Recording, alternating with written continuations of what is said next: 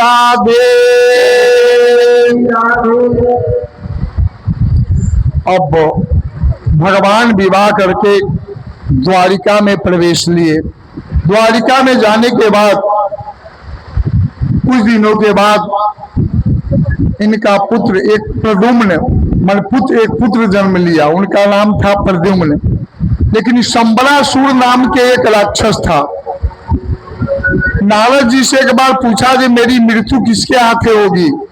तो नारद जी ने कहा था कि कृष्ण का जो प्रथम बेटा होगा रुक्मिणी से प्रद्युम्न, उसी के हाथों तुम्हारी मृत्यु होगी। तो संबलासुर राक्षस ताक में था कि कब वह जन्म ले जाए, उसको सूतिकागिरी से ही मैं गायब कर दूं।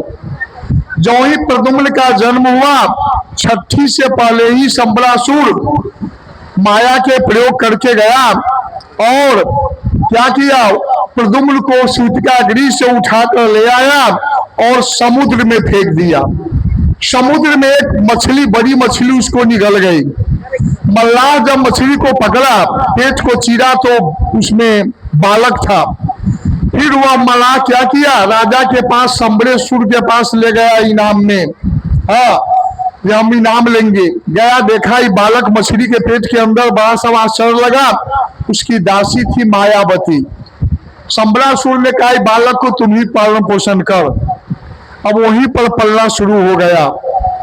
वह माया जो थी, मायावती क्या थी, उस समय के प्रद्युम्न कामदेव हैं और मायावती रति है, कामदेव की पत्नी रति। जब त्रेता युग में भगवान शंकर ने रामावतार में जो खिस्सा है, जो शंकर जी के जो तप भंग किया काम पार्वती से विवाह करने के लिए, तो शंकर जी तीसरा नेत्र खोल करके काम को जला दिया था। तो उसकी पत्नी रति आकर विलाप करने लगी, ये मेरे पति से कब साक्षात फिर दर्शन होगा, हे प्रभु। तो कहा अभी तो अनंग रहेगा, बिना अंग के रहेगा। वहीं पर शंकर जी ने कहा था, जब जदुवंश कृष्ण अवतारा, होई है हरण महामहि भारा, कृष्ण तनय होई है पति तोड़ा, वचन अन्यथा होई न मोड़ा। शंकर जी ने कहा था ये कृष्ण का विवाह जब रुक्मिणी से होगा, उनका बेटा जब प्रद्युम्न जन्म लेगा, वही फिर तुम्हारा साक्षात्कार पति के रूप में तुमको दर्शन देंगे। तो वही प्रद्युम्न को मायावती पोष रही है। वहां पर जब कुछ सियाना हुआ तो नारद जी ने आकर मायावती से सब कुछ बतला दिया। कहा ये तुम्हारे पूर्व जन्म में तुम रति थी कामदेव, अभी तुम मायावती है, तुम्हारे पति यही कामदेव है। जब कुछ सियाना हुआ तो पति की माने पत्नी जैसा वो व्यवहार करना शुरू कर दी मायावती प्रद्युम्न के साथ। अरे तू तो मेरी पालन पोषण की है, सब कुछ की है, अब फिर पत्नी जैसा क्यों व्यवहार कर रही है? तब मायावती सब कुछ भेद खोल करके बतला दिया प्रद्युम्न को। कहा संबलासुर राक्षस मायावी है, मैं माया जानती हूँ, हे प्रद्युम्न जी आप माया का मैंने मैं सिखला देती हूँ, आप माया का प्रयोग कीजिएगा तब इस पर विजय प्राप्त करिएगा। इस पर विजय प्राप्त कर तब यहाँ से हम लोग द्वारिका चलेंगे। तब वही प्रद्युम्न को मायावती माया की विद्या सिखलाई। संबलासुर से भयंकर युद्ध हुआ। इस युद्ध में प्रद्युम्न माया के प्रयोग करके संबलासुर को माने प्राणांत कर दिया और इसके बाद मायावती को लेकर के द्वारिका में प्रवेश लिया। जो छठे दिन के अंदर में गायब था, वह बालक का 22 वर्ष के बनकर पत्नी के साथ जब पहुंचा, प्रद्युम्न भी कृष्ण का बेटा साक्षात कृष्ण लग रहा था। रुक्मिणी सोचने लगी दूसरा कृष्ण कौन आ गया। इसी बीच में नारद जी ऊपर से टपक पड़े। नारद जी ने रुक्मिणी से कहा तुम्हारा बेटा प्रद्युम्न है, सूतिकागिरी से जो गायब हुआ था वही है, इस पूर्व जन्म के जो रति है इनकी पत्नी है। एकाएक माने रुक्मिणी गोद से लगा करके अपने आंखों के आंसू से नहलाई वहां और उनके स्तन से दूध बहने लगा, माने माँ की ममता दूध बहने लगा। फिर प्रद्युम्न को वहां पर रखा गया। इसके बाद माने कई विवाह के कृष्ण भगवान के अन्य बहुत से विवाह की कथा है। एक बार द्वारिका में एक सत्राजीत नाम के एक यादव था। वह सूर्य की उपासना करके स्यमंतक मणि प्राप्त किया। वह बहुत सूर्य के साथ समान चमकता था और प्रतिदिन 8 भार सोना देता था मणि। जब वो आ रहा था द्वारिका में तो कृष्ण से जाकर कोई कहा जो सूर्य जा रहे हैं साक्षात, गल में मणि बांधकर वो आ रहा था। कृष्ण स्मरण किया, कहा नहीं रे, वो सत्राजीत यादव है, सूर्य को प्रसन्न करके वो मणि प्राप्त किया है, प्रतिदिन 8 बार सोना देता है, आने दो। जब आए आप कहे सत्राजीत यादव, इस मणि को तुम दे दो राजा के पास, 8 बार तुम सोना लेकर प्रतिदिन क्या करेगा, राजा के पास रहेगा, राजा इस मणि सोना से राज्य के कार्यभार, जनता को निरक्षण, समाज कल्याण करेंगे। सत्राजीत यादव ने कहा नहीं नहीं, प्राप्त किया हूं मैं, दे दूं राजा को, नहीं नहीं। ले गया घर में अपना। 1-2 रोज के बाद उसका भाई था प्रसेनजीत, वह गले में मणि बांधकर शिकार करने के लिए जंगल में गया, एक शेर झपट कर मार दिया। मणि लेकर शेर जा रहा था, एक रिक्ष भालू झपट करके उसको मारा, और फिर वहां शेर मरा हुआ था, फिर रिक्ष अपना जाकर गुफा में चला गया। इधर सत्राजीत यादव लगा आरोप लगाने कृष्ण पर कि देखो नहीं, मांगा था मणि राजकाज के लिए, मैंने नहीं दिया, हो सकता है शायद यही मेरे भाई को मरवा दिया है। तो समाज है, कृष्ण अच्छा काम किया तो बड़ा बढ़िया, अच्छा किया, थोड़ा दूसरा आरोप लगा दिया, गलत रूप से लगा कर, ठीक है कृष्ण मरवा दिया होगा। अब कृष्ण पर उसके भाई के मृत्यु का आरोप लग गया, दोषारोपण हो गया। कृष्ण भगवान ने कहा दोष को दूर करना चाहिए। दोषार यादव को लेकर जंगल में गए तो देखता है प्रसेनजीत मरा हुआ था, फिर वहां से शेर का पदचिन्ह था, फिर आगे बढ़ा तो फिर माने वहां से शेर मरा हुआ है, तब वृक्ष का पदचिन्ह है, गया तो एक गुफा के पास तक मिला। कृष्ण ने कहा देखो तुम लोग रक्षा यहाँ रुको, मैं गुफा के अंदर जाता हूँ। गुफा के अंदर गया तो एक सुंदर लड़की मणि लेकर खेल रही थी, वह जाम्बवती थी, जाम्बवान की पुत्री। देखिए जाम्बवान सब युग में है, सतयुग में जब राजा बलि को नापने के लिए बावन भगवान जब ब्रह्मलोक तक चरण दिया तो उस समय क्या किया कि बस 7 प्रदक्षिण धाई 7 बार परिक्रमा कर लिया था जाम्बवान। त्रेता में राम जी के साथ है और द्वापर में भी माने अभी कृष्ण से मुलाकात हो रही है जाम्बवान जी की। उसकी पुत्री जाम्बवती खेल रही थी। एक आंख वह छीनना कृष्ण शुरू किया, तो वह रो रही थी, कहा पिताजी दौड़िए दौड़िए, कोई मणि छीन रहा है।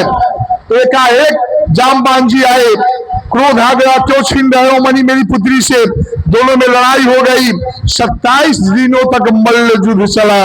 28वां रोज जब भगवान कृष्ण ऐसा मुक्का मारा जो जामवंत के चोट लगा, तब जामवंत रुक गया और कहा कि महाराज आप त्रेता के श्री राम जी हैं क्या। कहा क्यों। इसलिए जब राम धराधाम को छोड़ रहे थे तो मैंने कहा हे प्रभु अब कब मुलाकात होगी। उन्होंने कहा द्वापर में जब तुमको कोई युद्ध में मुक्का मारे या चोट लगे गहरी, तब समझ जाना कि उस समय मैं ही हूं। इसीलिए प्रभु बड़ी गहरी चोट लगा है, आप त्रेता युग के राम है क्या। तब कृष्ण भगवान भेद को खोल दिया, हाँ उस समय मैं राम था, अभी कृष्ण हूं। तब जामवंत जी ने चरण छू करके माफी मांगा और कहा मणि भी ले लीजिए। कहा मणि हमको चाहिए, दोषारोपण लग गया है। मणि भी दिया और कहा मेरी पुत्री को आपने हाथ पकड़ लिया है तो मैं पुत्री भी पत्रंग पुष्पंग फलंग त्वयं जो में भक्त्या परीक्षति, मैं पुत्री को भी आपको विवाह के लिए मैं दे रही हूँ कन्यादान के रूप में। भगवान कृष्ण ने कहा जो तुम्हारी इच्छा।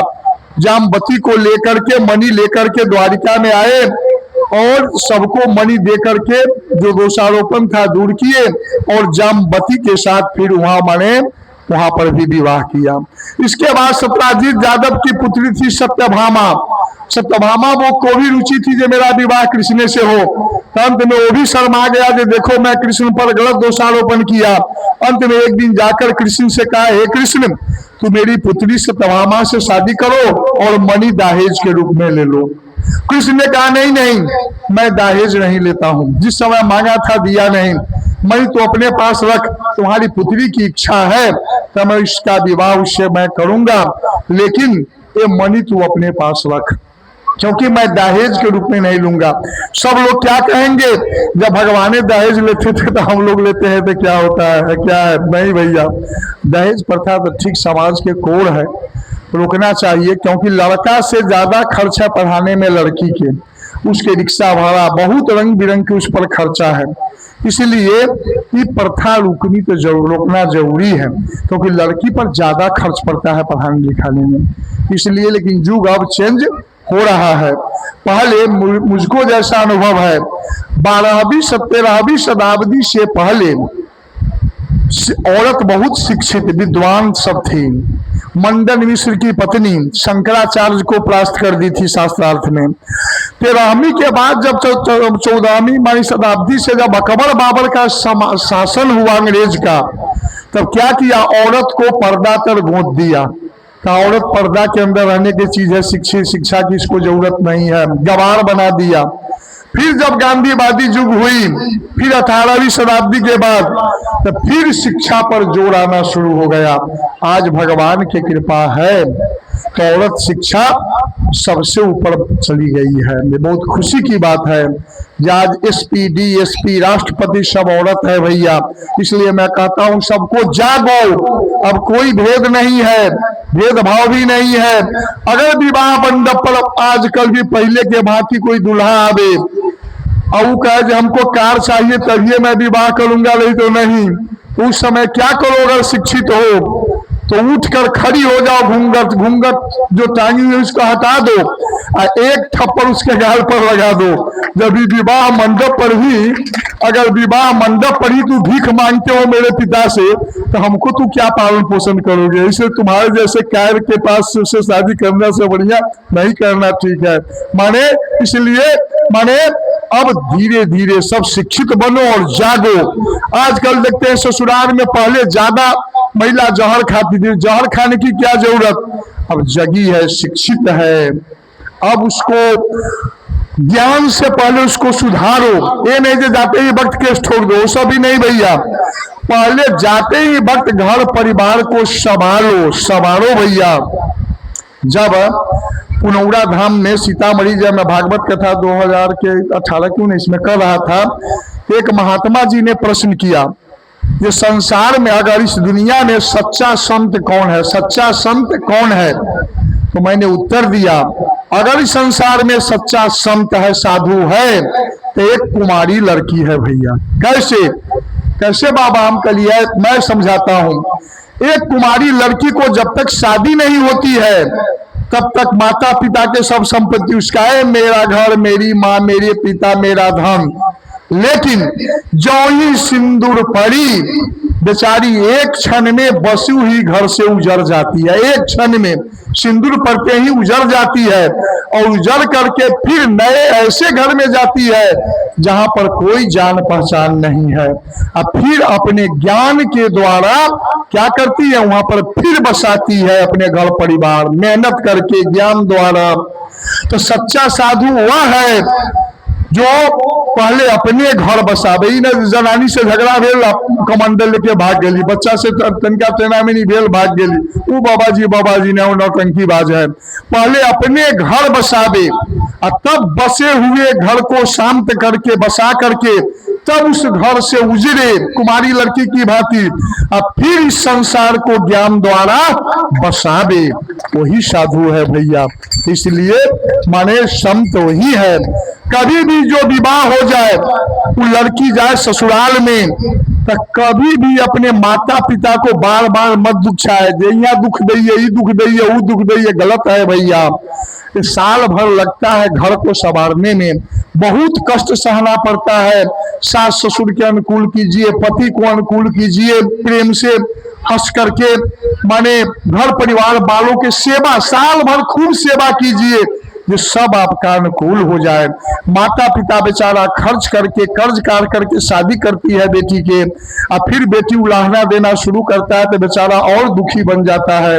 कम से कम माता पिता को तो होता है कि बेटी की शादी की, अब चैन से रहेंगे, तो कुछ शांति से रहने दो। असह्य हो तब, असहन लायक हो तो कभी भी घर में नहीं करना चाहिए। एक भोजपुरिया में प्रसंग है, भोजपुरिया में दो चार लाइन के है। एक कोई व्यक्ति थे, उनके 3 बेटे थे और एक पुत्री।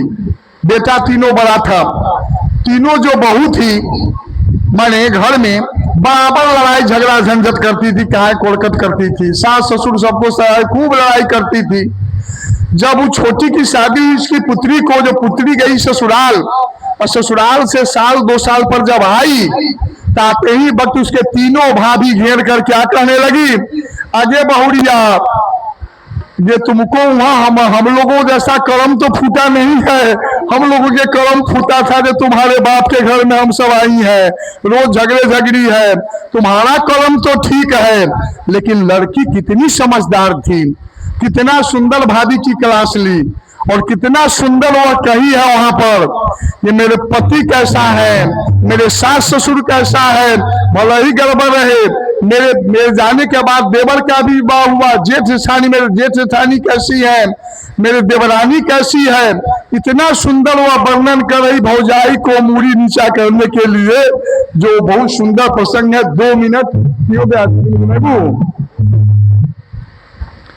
वो क्या कर रही है, कितना बताऊं सुख सासुरे की गोरी रे, कितना बताऊं सुख। अपने भाभी से कर रही है वो लड़की, अरे गोरी रे भाभी, अपने ससुराल के सुख में कितना बताऊं तुमको, कितना बताऊं सुख सासुरे की गोरी रे, कितना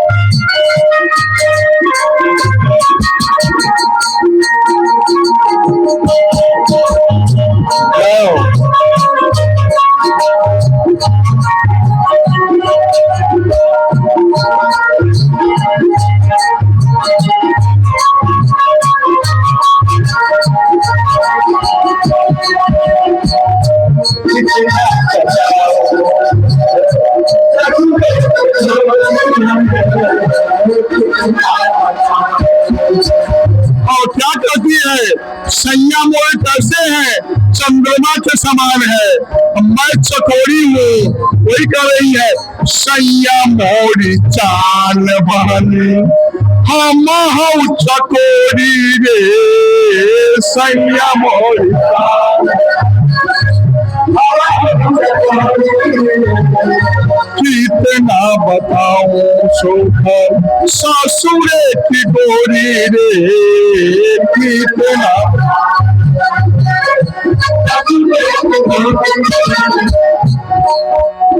अब क्या कहती है, ससुर का मेरा दिल कैसा है, बदरे की पानी, जैसे पत्थर पर बदरा के पानी गिरता है छहल जाता है।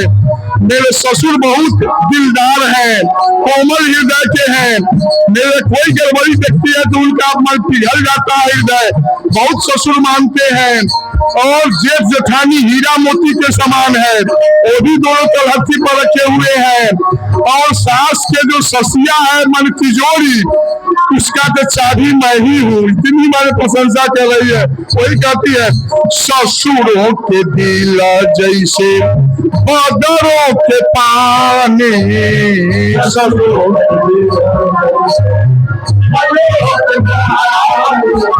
हीरा और मोती जानो जेठ और जेठानी, हीरा और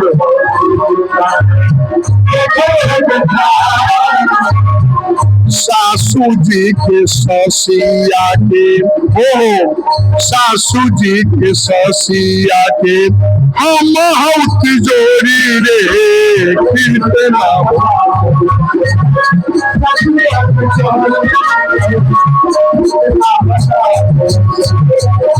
हरि बोल।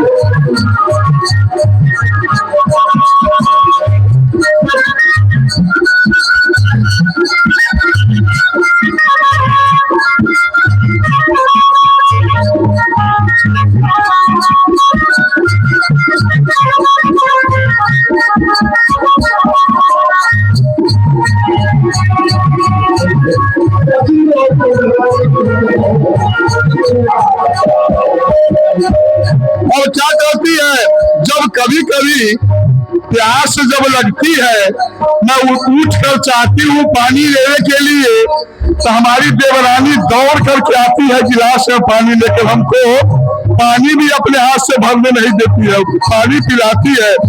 फूल के कटोरी भी देवरानी कभी छूने नहीं दी। वही कह रही है, लागे ला प्यास जब मांगे ला पानी, लागे ला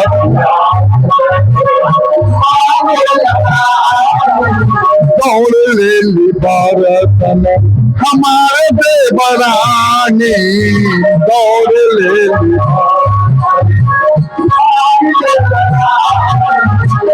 छुआ हूँ न दिली कब हूँ, छुआ हूँ न दिली मोके फूल के कटोरी रे कितना।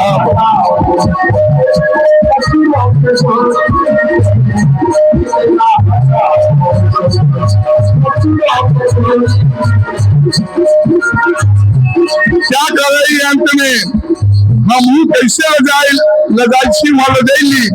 जिसे छुई मुई के पत्ता के तनका छू तो लगा दे सिकुड़ जाए, वैसे हम मरी लगाती थी। और क्या घर भर के प्रेम कैसा, सिमर के रुई के समान, कितनों भी अचरा पसारती थी फिर भी प्रेम से नहीं भरता था। वही कह रही है, हम हो लजा ले जैसे बात छुई मोई, हम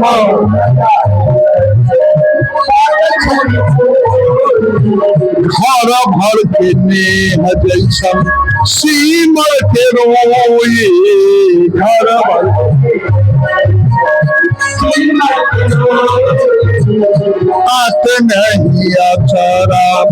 आत नहीं अचरा कितनो बटोरू रे।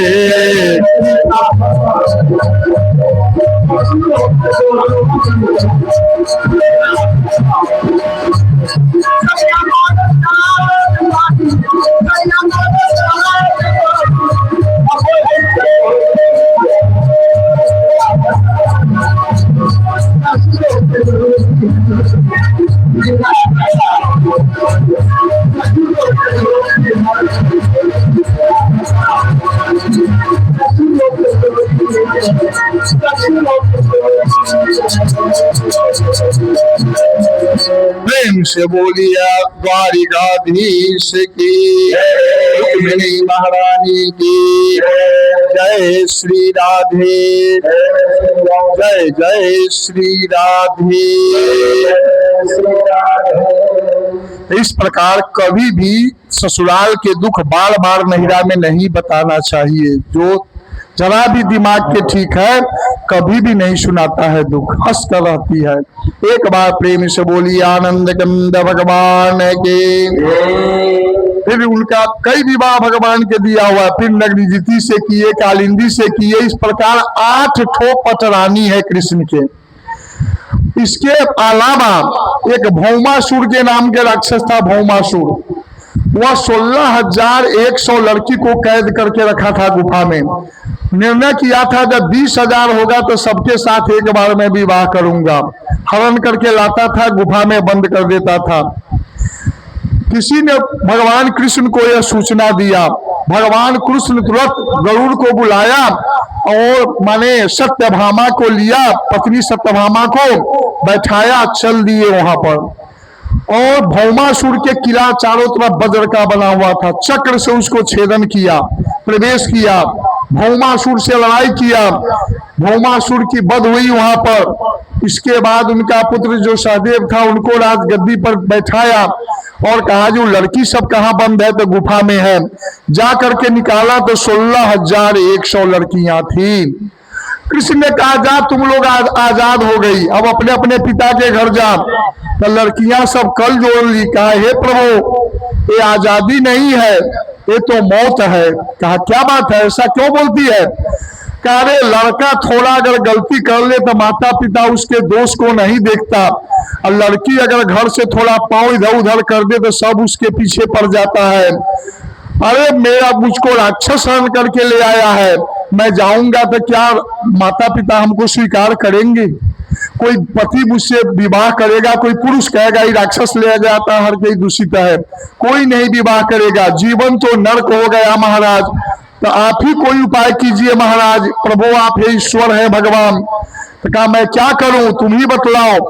तो आप हम सभी लड़कियों से आप विवाह कीजिए। भगवान जो विवाह किया था बलजोड़ी थोड़ा ही मजबूरी में आकर, अंत में देखा है लड़कियों का जीवन नर्क बन जाएगा।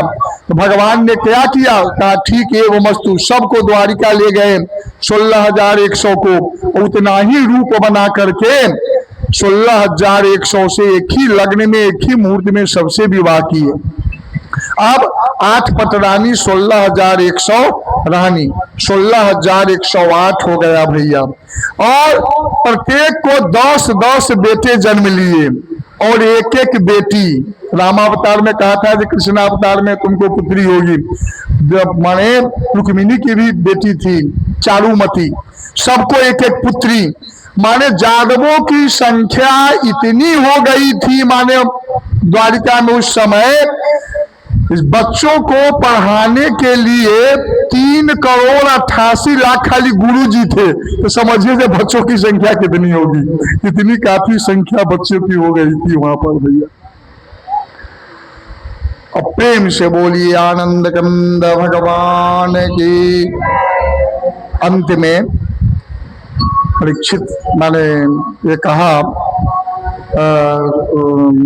परीक्षित सुखदेव मुनि से, हे प्रभु आप अपने मन से, अभी तक तो मैंने पूछा था, आप अपने मन से कोई कथा सुंदर कहकर हमको सुनाइए हे प्रभु।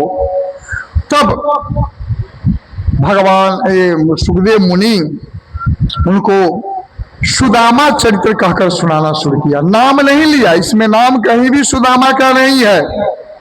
देखिए शास्त्र में नियम है कि जो सबसे महान व्यक्ति हो उसको भी नाम लेकर नहीं बुलाना चाहिए, और सबसे बड़ा भारी पापी हो उसका भी नाम लेकर नहीं पुकारना चाहिए। शास्त्र में रोक लगाया हुआ है। तो सुदामा बहुत ही नैष्ठिक ब्राह्मण था, और वह माने कहीं किसी से अप्रतिग्रह ब्राह्मण था, माने कभी किसी से मांगा नहीं। वह कभी भी बाजार में सामान बेचने वाले जब माल बेच करके, संपत्ति धन बेच करके चला जाता था, और कुछ अन्न के दाना जो गिरा रहता था उसी को बीज चुन करके लाकर को खाता था, परिवार में खिलाता था। गृहस्थ आदमी खेत में से फसल काट करके चला जाता था, जो दाना गिरा हुआ है पकड़ के उसी को बीज चुन कर लाता था, तो घर में भोजन चलता था। कहीं कथा पुराण करते थे तो कुछ आमदनी होती थी, भीख नहीं मांगता था। वो भीख वाला ये सब तो मनगढ़ंत किधर की लीला है, अरे दिमाग से सोचने की चीज है। अगर सुदामा भिखमंगा रहता तो सुखदेव मुनि जैसे बैरागी संत उनका कथा कहते भागवत में अपने मन से, तो सुदामा बहुत ही भूखे रहता था, जल पीकर रहता था, ठंडा महीना बच्चे को वस्त्र नहीं रहता था ओढ़ाने के लिए, तो हवन के राख लपेट करके पोड़ा से ढक करके खड़ से सुलाते थे, लेकिन किसी से मांगने के लिए नहीं जाते थे। इतना बड़ा वह पवित्र ब्राह्मण था। आजकल देखते हैं कथाकार सब टीवी पर भी देखिएगा, जो माने जो कुछ कम ज्ञानहीन सब जो है, सुदामा को मूर्ति बना देता है, कांख में को झोला टंगवा के लाठी लगवा के सबसे भीख मंगवाता है। ज्यादातर कथाकार देखते हैं रोज एगो डाला बनाएगा, एगो फोटो दिखाएगा रोज, और रोज डाला घुमाएगा पैसा उसीलने के लिए। रे सब ड्रामा है। कथा श्रवण की चीज है भैया, नौटंकी की चीज नहीं है। अगर रोज झांकिए देखिएगा तो टीवी पर बने देखिएगा 1 नंबर रासलीला। कथा श्रवण से कल्याण होता है, कथा सुनने की चीज है, नौटंकी देखने की चीज नहीं। इसलिए हम सब बड़ा से बड़ा 1-2 प्रसंग दिखलाते हैं, इससे ज्यादा नहीं। वो तो ज्ञान सीखने की चीज कथा है भैया। आजकल देखते हैं रोज नौटंकी करेगा, कहियो पहला दिन सुगे घुमाएगा, ये सुखदेव मुनि सुगा है, माने सब उल्टा सीधा समय पैसा उसीलने के लिए रंग बिरंग के। नहीं, मैं ये भी रोक लगाता हूँ कथा में। लोग कहते हैं कि अंतिम दिन कथा सुनने मन दक्षिणा चढ़ाना चाहिए, कथा पर माने कथा श्रवण का फल मिलता है कि मैं ये भी कहता हूं नहीं भाई कोई जरूरत नहीं है, एक फूल लाकर चढ़ा देना, लेकिन कथा सुनने रोज जरूर आओ। इसलिए हम कोई नौटंकी नहीं होने देते हैं बीच में। कोई गरीब होगा, किसी को सुनने की इच्छा होगी, 10 रुपया देना होगा तो बेचारा वो न करेगा। माने ये सब जो हो भैया स्वच्छ विचार से हो, स्वच्छ दिल से हो। पंडितों के लिए चाहे इसमें गायक है उसके लिए हमको जजमान को कभी कहना पड़ता है, लेकिन अपने लिए आज तक न पूजा पाठ कहीं कराए हैं तो एक पैसा मांगा है मैंने, अपने लिए कहीं कुछ नहीं। जो दिया दिया, नहीं दिया तो भी उतना ही आशीर्वाद, दिया तो भी उतना ही आशीर्वाद। बाबूजी हमारे कहते थे कि मैं तो कम पढ़ा लिखा हूं बेटा, लेकिन ये समझ लो कि माने कोई भी जजमान से मुंह खोलकर मांगना नहीं। क्यों बेटा? देखो माने इसलिए बेटा कि अगर कितना भी कंजूस जजमान होता है, जाते हो तो बेचारा एक कप चाय पिलाता है, 10 रुपया तो तुमको दिया, तुमसे लिया तो नहीं कुछ बेचारा। हाँ, जजमान को माता पिता मानो, भीतर से माता पिता, ऊपर से गुरु, क्योंकि जो वह देता है उसी से तुम्हारा परवरिश चलता है। इसलिए आत्मा से माता पिता मानो और ऊपर से गुरु बनो वहां पर, लेकिन भीतर से माता पिता मानो कि उससे जीते हो। आज तक उनके सिद्धांत को मैं अपना निभा रहा हूं, अपने जीवन के लिए निभा रहा हूं। एक कथा करता है तो एक दो कथा तो 4 चक्का से चलना शुरू कर देता है व्यासम। 132वां कथा, 132 कथा है मेरा। हाँ, फिर भी काख में झोला है, कहीं कुछ नहीं। क्यों? जो खुशी से जो आया, और जो जजमान 10 साल से जो जजमान हमको कुछ दे रहा है तो उसको अच्छे काम में मैं लगाता हूं, कोई घर परिवार में नहीं, भगवान के मंदिर के निर्माण में, मंदिर को विकास में लगाता हूं। जो मिलता है जजमान को डबल लाभ मैं देता हूं। वो हमको दिया एक लाभ, दूसरा लाभ भगवान के प्रसाद वगैरह, भगवान के मंदिर, भगवान के निर्माण, मंदिर के उस समय में जो बचता है 10 साल से मैं बाल बच्चा के एक सिक्का नहीं, 10 साल पहले बांट दिया तीनों बेटा को, कहा बउआ तुम अपन रास्ता अपने देखो, अपन रास्ता अंत में भगवान। क्योंकि अंत मने जन्म लाभ परह पुंसाम अंते नारायण स्मृति। मनुष्य जीवन का जन्म लेने का लाभ है जो अंत में भगवान का बन जाइए। घर परिवार बसाइए, शादी विवाह कीजिए और अंत में भगवान की ओर मुड़ जाइए।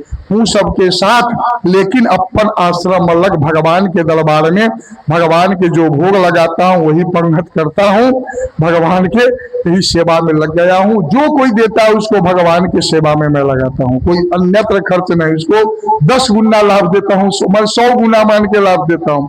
एक बार प्रेम से बोली आनंद कंद भगवान के। इसलिए आदमी में संतोष, सुदामा संतोषी ब्राह्मण थे। तब कृष्ण अपना मित्र बनाया था। भगवान कभी भी लोभी को मित्र बनाएंगे? एक बार उनकी पत्नी के पास कुछ लोभ थी, वही है कृष्ण शासित सखा कश्चित ब्राह्मणो ब्रह्म वित्तमः विरक्त इंद्रियार्थेषु प्रशांत आत्मा जितेंद्रिय। इंद्रियों पर विजय प्राप्त किया था, प्रशांत आत्मा था और बिल्कुल निर्लोभ था। सुदामा गरीब था लेकिन दरिद्र नहीं था। लेकिन उसकी पत्नी के बारे में सुखदेव मुनि दरिद्रा शब्द के प्रयोग कर दिया है। क्यों? उसने भीतर यह हो गई, जो कृष्ण अब राजा बने हुए इनका मित्र है, जाएंगे तो कुछ धन मिलेगा, भी जरूर सर जब चुन कर लाते हैं सब कृष्ण इतना धन देंगे जो उसी से हमारा पेट चलेगा, इसलिए उसको लोभ हो गई थी। तो उसी के पत्नी के बारे में क्या कहा सुदामा, अभी सुखदेव मुनि, पति वर्ता पतिम प्राह मलायता बदनेन सा दरिद्रा सीधमाना सा बेपमाना अभिगम्य च। पति वर्ता है, पति के अनुकूल है, सब है, लेकिन दरिद्रा है, उसके भीतर लोभ है जो हमको कहीं से मांग करके ही लावे, जो अच्छे ढंग से घर परिवार चले।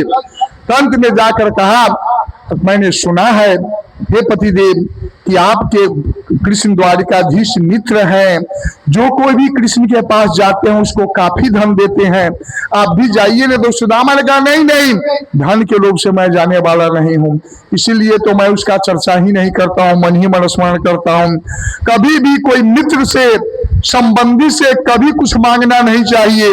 अगर मांगता है तो वैल्यू कम हो जाता है उस आदमी को, इसलिए कभी भी किसी से कुछ मांगना नहीं चाहिए। जो अपना आवश्यकता हो, जो संपत्ति हो, उसी में काम निकालने की कोशिश कीजिए, कि किसी से मांगिए मत। कभी शादी विवाह तो मजबूरी है, लेकिन मांगने की कोशिश कोई अपना शो के लिए, दिखावा के लिए मांगने की कोशिश मत कीजिए भाई। कहा नहीं नहीं पतिदेव गलती हो गई, दर्शन के लिए लेकिन कम से कम जाइए, उत्तम श्लोक लीला, उस उत्तम श्लोक के दर्शन कीजिए। कहा तो ठीक है, लेकिन मित्र के यहाँ, संबंधी के यहाँ जाना चाहिए तो कुछ मोटरी लेकर जाना चाहिए, खाली हाथे नहीं जाना चाहिए, तो भी बड़े वैल्यू नहीं रहती है। कोई है उपाय?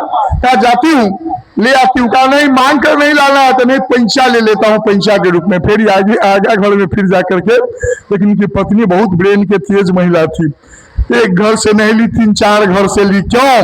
3-4 रंग के अन्न रहेगा तो कृष्ण खोलकर समझेंगे 3-4 रंग के भिक्षा मांग के भोजन करता है, इसके पास संपत्ति नहीं है। अपने अंचल में से कपड़ा फाड़ ली थोड़ा, 15-20 जगह सिलाई कर दिया, उसी में लपेट दीजिए। कृष्ण भगवान ये भी समझेंगे जो वस्त्र के भी दुख है, सिलाई किया हुआ है, पर माने दोइये बिता में 15 जगह सिलाई किया हुआ है, माने अपन दिमाग लगा करके दे दी मुठली। सुदामा जांच करके चला और जा रहा है, हरे कृष्ण करते हुए नाम जपते हुए गया। समुद्र के किनारे पहुंचा, समुद्र के किनारे पहुंचा तो नाविक नाव लेकर के आया। कहा बाबा आपके पास पैसा है तब ना पार उतरिएगा? कहा एक भी पैसा नहीं है। कहा तब कैसे उतरिएगा? नाव लेकर मैं जाता हूँ। एक छोटा गो पेड़ था, मैं थक गया था, पड़ा से इसको नींद पड़ गया। जब नींद खुला तो देखता है जो द्वारिका के गेट पर हूँ। कहा कैसे हो गया, यहाँ मैं कैसे चला आया हूँ? आश्चर्य हुआ। कहा चलिए कोई भगवान की लीला होगी। जब खुला खड़ा हुआ देखता है द्वारपाल किसकी, कहाँ है? कि द्वारिका है। तो यहाँ मैं कैसे? फिर कहा जो द्वारपाल होता है कृष्ण भगवान कहाँ है? तो 7वें ड्योढ़ी पर है कृष्ण भगवान। अभी भोजन बेला है उनका, भोजन करके अब विश्राम में जाने वाले हैं। कहा जाकर कहो ये कृष्ण का मित्र सुदामा आया है, कहो और जरूर मिलने के लिए आ जाता है। ब्राह्मण तुमको भूख के कारण पेट पिट्ठी में सट गया है, भूख के कारण तुम पगला गए हो, इसलिए ऐसे बोल रहे। ज्यादा अन्ना क्षेत्र चल रहा है, उसमें भोजन कर दे, पहले मन के शांति मिले तब आकर बातचीत करना। कृष्ण राजा विराज तू भिखमंगा, पांव फटा हुआ, दे पर वस्त्र नहीं कुछ है, तुम कृष्ण के मित्र हो सकते हो? अरे वैसी बात नहीं है, भूख के कारण पेट सटा हुआ है बात है, लेकिन भूख के कारण मैं पागल हूँ ऐसी बात नहीं है। मैं ब्राह्मण हूँ, सुदामा नाम है, जाकर कहो ना, जाकर जरूर कहो, नहीं भूला होगा वो अभी। अंत में एक द्वारपाल ने कहा जाकर कहो, अगर कहीं मित्र होगा तो भगवान हम लोगों के नौकरी से रिजाइन करवा देंगे, है जाकर कहो। गया भगवान भोजन मध्याह्न समय भोजन करके राम हिलोड़ा पर बैठे थे, आप विश्राम के लिए जाने वाले थे। जो ही जाकर कहा, एक बहुत बड़ा गरीब ब्राह्मण सुदामा नाम बतलाता है, आपके दरवाजे पर खड़ा है महाराज। जो ही सुदामा नाम सुना, देखिए मित्र कैसा होना चाहिए, दौड़ते हुए चिल्लाते हुए, अरे मेरा मित्र सुदामा, सुदामा पुराना मित्र सुदामा, ब्राह्मण सुदामा आ गया, मेरा घर पवित्र हो गया, मेरा दोस्त आ गया, मेरा पूरे परिवार पवित्र हो गया। चिल्लाते हुए 7वें ड्योढ़ी से नीचा उतर रहे हैं भगवान। उनकी पत्नियां सब जो है रुक्मिणी आदि सबको आश्चर्य हुआ, कैसा कौन आ गया दिन कितना चिल्ला रहे हैं। देखा तो उधर गरीब ब्राह्मण फटा लिए, इसी के लिए इतना चिल्ला रहे हैं। गया भगवान अपने गोद में उठा करके गले से मिला, लाया गोद में। अरे ब्राह्मण तुमको काफी कष्ट हुआ होगा आने में, सूचना करता हम गाड़ी भेज देते, वहां पर रथ भेज देते। अरे तू तो मेरा मित्र है। आजकल के मित्र देखिए, अगर थोड़ा संपन्न हो गया, धनिक हो गया, गरीब रहता है तो टरका देता है, लेकिन कृष्ण से मित्रता भी कैसे करना चाहिए कृष्ण भगवान से सीखिए। कितना भी संपत्ति हो जाए, गरीब भी दोस्त है, कभी भूलना नहीं चाहिए भैया। ले गया, ऊंचे आसन पर बैठाया, रुक्मिणी जल्दी से थाल लाओ, सुगंधित जल लाओ, चरण धो ब्राह्मण के। सब पत्नियां सब ले लेकर दौड़ना शुरू की, और कृष्ण भगवान दांत से पकड़ पकड़ कर कांटे खींच रहे हैं। उनकी दीन दशा को देखकर, देख सुदामा की दीन दशा, करुणा निधि करुणा कर रोए, पानी परात के हाथ छुओ नहीं, आंसुअन के जल से पग धोए। रो करके आंसू के जल से पैर धोया, हाथ से पानी भी नहीं छुआ। प्रेम भी होना चाहिए इस प्रकार। अंत में चरण धोया, रुक्मिणी ले जा, तुम सब कोई मिल करके ब्राह्मण को 16 घड़ा सुगंधित जल से पूरा तेल फुलेल लगाकर स्नान करा, और मेरा पीताम्बर पहना। सब ले गई अंदर, स्नान करा करके पीताम्बर पहना करके 56 भोग 2 मिनट में ला, जल्दी ला। 56 भोग लाया गया, सुदामा खाया, बड़ा खुश भीतर भीतर। जीवन में पहला बार 56 भोग मिला है, आज तक तो किसी प्रकार जीवन चलता था। आज देखो मित्र होना चाहिए ऐसा, आज भी गरीबी में भी नहीं भूला है। इतना बड़ा राजा धीराज है, फिर भी इतनी सेवा कर रहा है। कृष्ण आंख से आंसू भी बह रहा है, प्रेम से भोजन भी कर रहे हैं। अंत में कहा रुक्मिणी अपने पलंग पर सुला ब्राह्मण देव को, सब कोई पैर जा सेवा कर, मैं भी आ रहा हूँ। सेवा करना शुरू किया, दे जाता शुरू किया, और जाते जाते कांख तर जा, और सुदामा मोचड़ी को जाते जा रहा है। क्यों? जिसको इतना भोग है उसको चूड़ा के भूजा कैसे दूं? मैंने लाज लग रहा था, मोचड़ी जो लाया तो वहां से नहीं दे रहा था। दाब रहा है, कृष्ण हाथ ले जा रहा है, ले गया वहां करे, तू छोड़वा के छोड़वे रह गया। गुरु आश्रम में एक बार गुरु माँ 40 दाना चना दिया था, ये 20-20 दाना दोनों को भूख लग गया था, खा लेना लकड़ी तोड़ने के क्रम में। वर्षा हुई, दोनों आदमी 2 पेड़ पर चढ़ गए, रात भर पेड़े पर रहे। जब तुम्हारे पास मुट्ठी था, काले बड़ा भूख लगा सुदामा, लाल में से दोनों आदमी खाऊं, तो क्या कहा जब वर्षा छूटेगा तब ना, तुम इसी बीच में सब चना खाना शुरू कर दिया और 40 दाना तू खा गया। हमको अब मैंने पूछा तुम्हारा दांत क्यों कटकटाता है, तो कह रहा था ठंडा से कटकटा रहा है, झूठ बोला था। अब ये झूठे बोलते हो, भाभी ने तो कुछ दिया, चाहते तुम ही खा लो। तब सुदामा ने कहा वही 40 दाना जो चुरा कर मैंने खाया था, उसीलिए 40 वर्ष से तो दरिद्र भी हूँ, उसी के प्रभाव के कारण 40 वर्ष मैं दरिद्र हूँ। 40 चना खाए था इसलिए 40 वर्ष तक दरिद्र रहा था। अब उनकी दरिद्रता दूर अब हो रही है सुदामा की। तो भगवान छीना मुटड़ी और देखा, जो ही खोला चूड़ा की भूजा, माँ जसोदा याद हो गई। माँ जसोदा भी इसी प्रकार जंगल में गोचारण के समय देती थी चूड़ा के भूजा। इतना प्रेम भाभी माँ के बाद, जसोदा के बाद भाभी माँ ने मुझको ऊपर ध्यान दिया है। लेकर के जो ही एक मुट्ठी मुंह में रखा, दूसरा लेने ही वाले थे, रुक्मिणी आदि वहां पर थी, हाथ पकड़ ली। भागवत में 2 ही मुट्ठी की चर्चा है, पहला मुट्ठी मुख में दिया और दूसरा जो ही लेना चाह रहे थे, क्योंकि एक ही मुट्ठी में अपने समान जो संपत्ति था स्वर्ग, एक ही मुट्ठी में वहां सुदामा को दे दिए।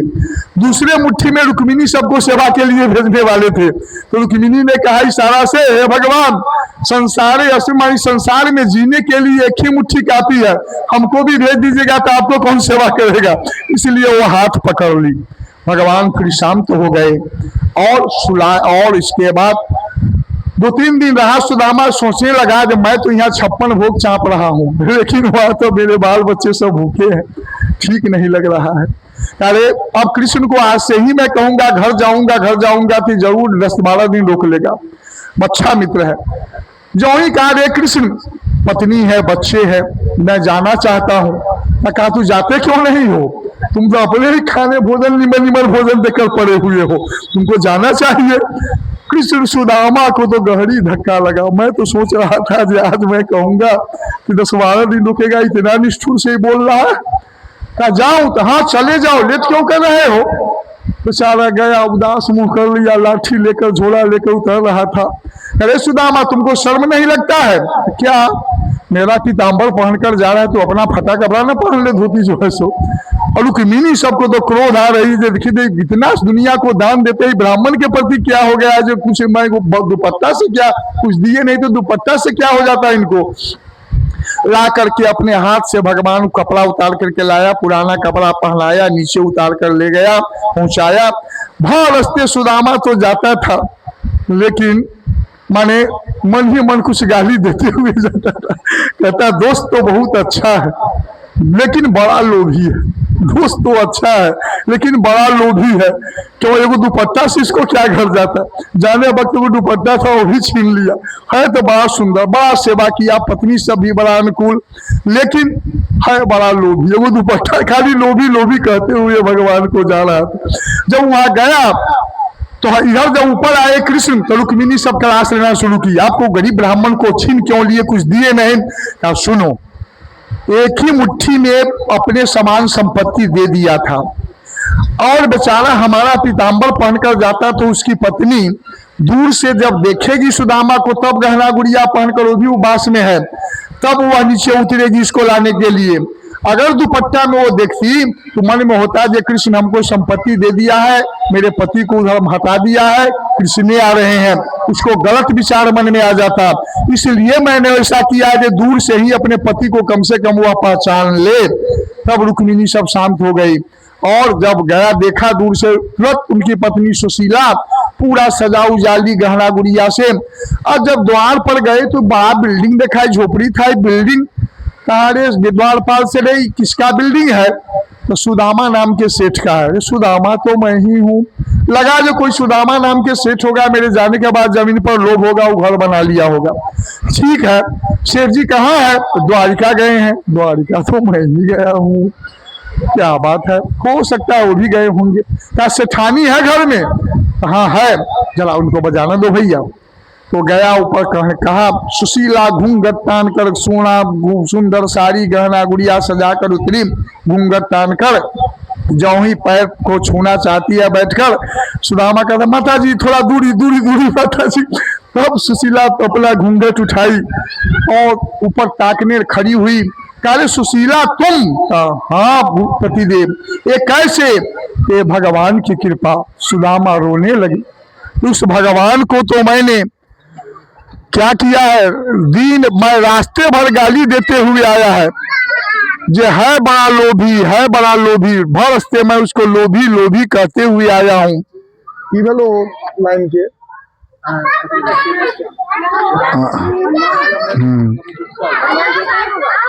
लोभी लोभी कहते हुए आया हूँ, लेकिन इतना दे दिया। फिर सुशीला हाथ पकड़ करके ले गई ऊपर। देखा का बेटे सब कहाँ है? तो घोड़ा गाड़ी में दौड़ रहा है सब। कहा इतनी बड़ा सुख सुविधा। अंत में बैठा, कहा क्या सेवा करूं पतिदेव? सुदामा है, अल्लाह समझ गए। सुदामा, हाँ सुदामा समझ गया। सुदामा मनी मन विचार किया, कहा वो भगवान कृष्ण ने अपने हाथ से इसलिए मेरा पुराना वस्त्र पहनाया। जो अब मैं समझ गया हूँ, मुझको चाहिए भगवान का भजन, मेरी पत्नी बच्चे को चाहिए था धन। अब पत्नी बच्चे को भगवान इतना धन दे दिए जो मेरी पत्नी बच्चे कभी भी ये भजन में अब डिस्टर्ब नहीं करेंगे। अब इसी वस्त्र भगवान अपने हाथ से पहनाया है। अब इसी वस्त्र में जाता हूँ, उसी आम के वृक्ष के नीचे भजन करके भगवान को अपना शरीर त्याग कर दूंगा, भगवान से मिल जाऊंगा। सुशीला तुम लोगों को धन चाहिए, अब धन का भोग कर, मैं चला उस भगवान को प्राप्ति के लिए। वही आम के वृक्ष के नीचे जा करके तपस्या करके भगवान का भजन करके सुदामा भगवान को प्राप्त हो गए। इतना बड़ा वो नैष्ठिक ब्राह्मण था। एक बार प्रेम से बोली आनंद कंद भगवान के। उसका एक बड़ा सुंदर भजन है, अरे द्वारपालों वाला, जो उस समय के दृश्य का वर्णन है तो सुन लीजिए। कहीं कहीं दिया हुआ जो द्वारपाल लोका था वही भजन है। का भजन का आनंद लीजिए, इसके बाद आरती होगी। आज कथा का विश्राम। कल ज्ञान मार्गी कथा, कल अंतिम दिन के ज्ञान मार्गी कथा होती है, सिर्फ ज्ञान से भरा हुआ। ज्यादातर कथावाचक व्यास सब बस सुदामा से पर जाकर रोक देता है। वो अंतिम 11वां स्कंद 12वां का जो ज्ञान मार्गी कथा कोई नहीं कहता है, लेकिन ललाट ही है मेन। तो इसलिए कल बहुत सुंदर कथा है भैया, ज्ञान से भरा हुआ है। और कहा भी गया है जो भागवत नहीं सुना होगा, अंतिम दिन आकर सुन लेने से 7 दिन का फल मिल जाता है, कल उसकी पुनरावृत्ति होती है। इसलिए अंतिम रोज भागवत कथा श्रवण कर लेने से 7 दिन कथा सुनने का फल मिलता है। इसलिए कोशिश कीजिए ये कल सब कोई प्रेम पूर्वक आकर कथा श्रवण कर लीजिए। कल कथा का विश्राम भी है और कम से कम अंतिम दिन लाभ ले लीजिए आकर के, क्योंकि 7 दिन के सुनने का फल मिलता है और बहुत ही ज्ञान मार्गी ललाट है। अंतिम दिन का ललाट ही है भागवत का। पहले हम लोग भजन का आनंद लीजिए, इसके बाद आरती होगी। देखो देखो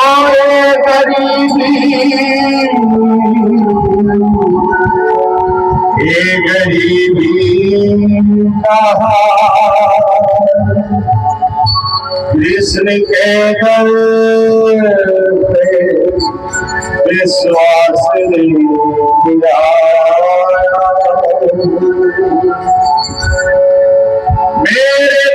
मन तैयार है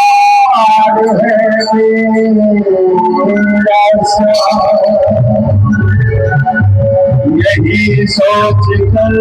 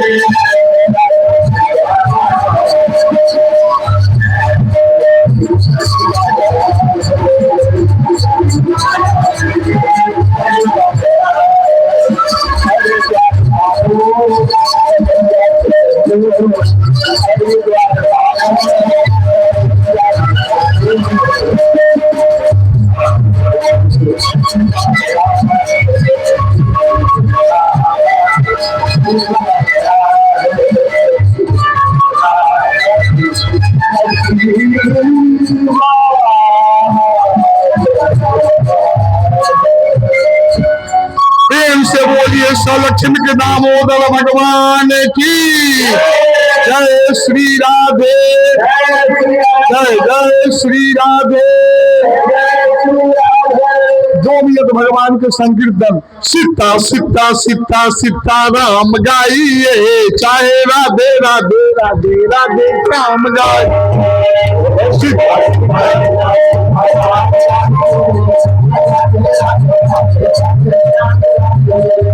सीता सीता सीता सीता राम गाइए, चाहे राधे राधे राधे राधे श्याम गाइए।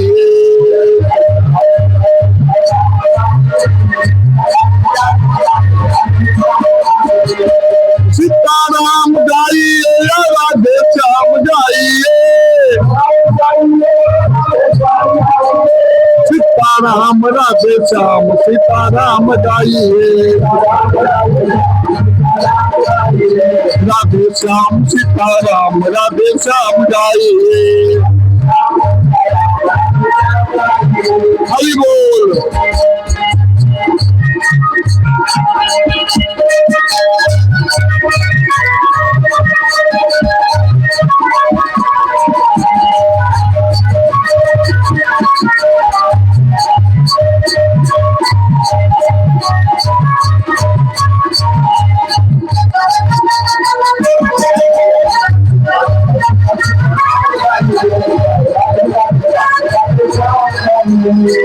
जाति पाति कुल धर्म बढ़ाए, जाति पाति कुल प्रभु जी को कुछ नहीं चाहिए भाई, प्रभु जी को प्रेमाश्रु जग ज्योति जलाइए,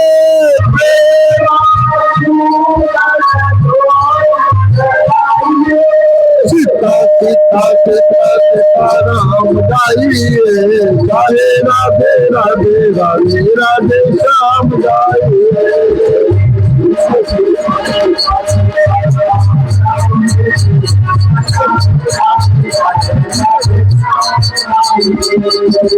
अंतर मन से सुमिरन करके, अंतर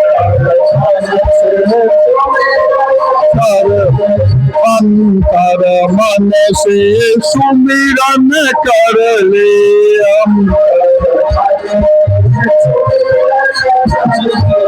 प्रेमामृत से जीवन भर ले, प्रेमामृत से धीरे धीरे धीरे सब कम बिहाइए, धीरे सीता सीता सीता सीता राम गाइए, चाहे राधे राधे राधे राधे राम गाइए।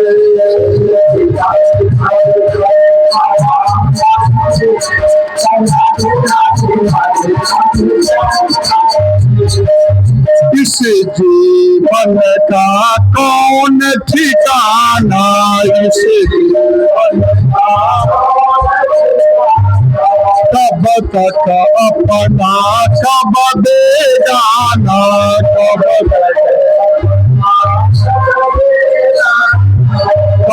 तक अपना कब बेगाना,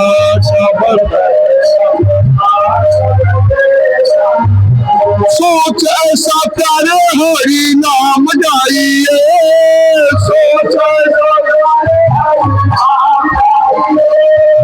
सीता सीता सीता सीता राम गाइए, चाहे राधे राधे राधे राधे श्याम गाइए।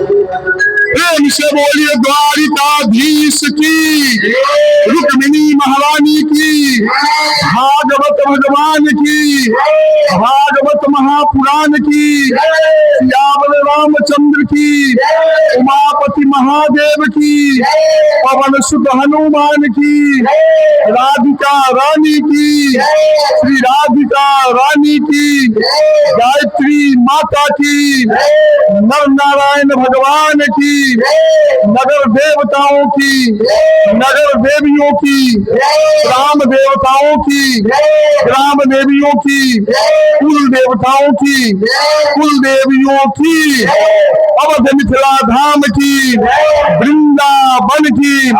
जय जय श्री सीताराम।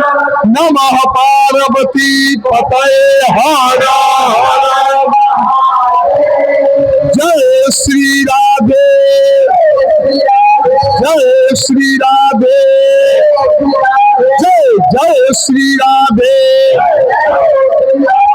सदगुरुदेव भगवान की जय। आरती।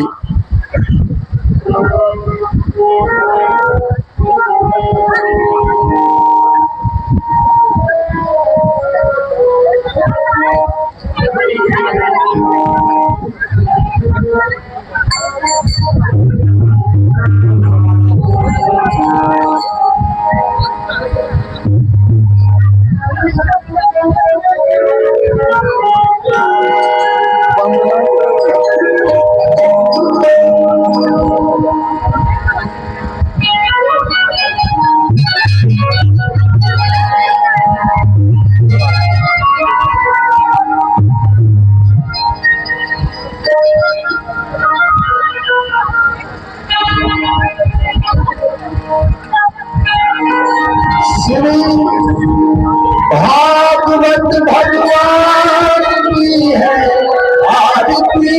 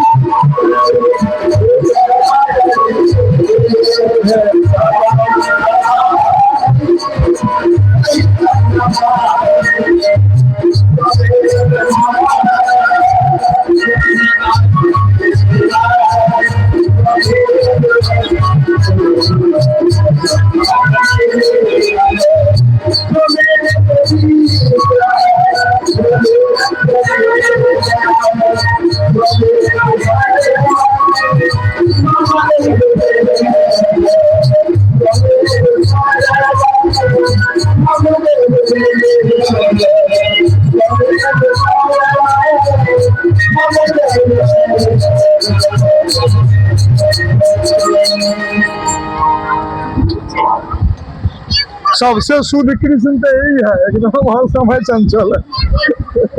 जब तक जागर है तब तक नहीं न सकेगी।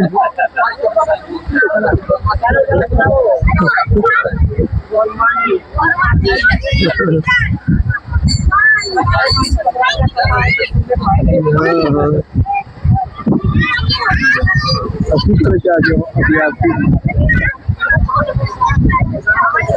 सब कोई आरती या प्रसाद लेके जाए 2 मिनट में सब व्यवस्था। चलो खूब खूब जय जय हो।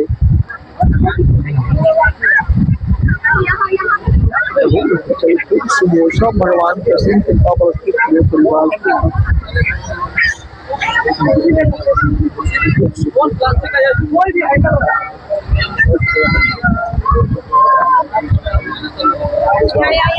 खूब जय जय हो। सब बढ़िया पोस्ट पर सर्विस